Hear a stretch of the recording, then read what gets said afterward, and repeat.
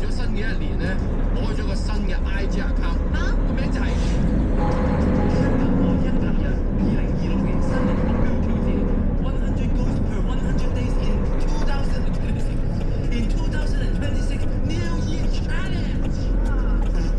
每多一個 follow 話咧，我就會加呢一個新挑戰。喂，唔係喎，淨係做100日，一年唔係有365日嘅咩？你識啲咩啫？365日唔順口啊嘛。細輝啊，你好叻啊！你諗到100個挑戰做，其實好勁噃。佢個人咁廢，乜都唔識，梗係多新挑戰啦。喂，唔該你加翻一個咩每日沖涼嘅挑戰俾自己啊！講咩啊你啊？加啦！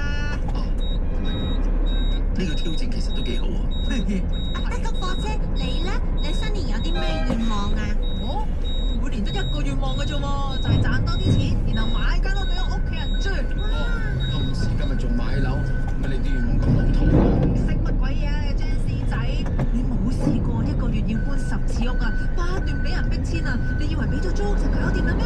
轉個頭嘅業主揾到一個肯俾多啲錢嘅租客啊，佢就會趕你走噶啦。所以我嘅願望永遠只得一個，就係俾一個永遠唔使俾人趕走嘅屋企俾佢哋。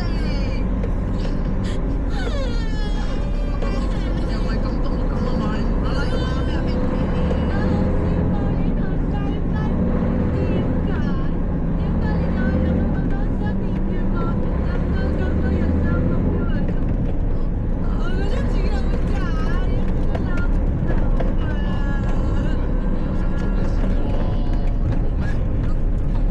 咩啊？去旅行、減肥、賺錢、拍拖，你冇一樣嘢想做嘅咩？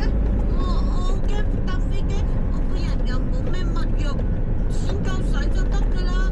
同埋我有好多毛公仔做我男朋友咯喎。至於減肥，我諗唔到有咩原因我要減肥咯，咁瘦。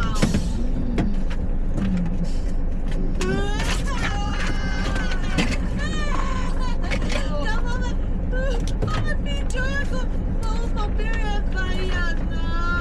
點解你哋個個都有願望同目標，但係我一個都冇？ Stop recording.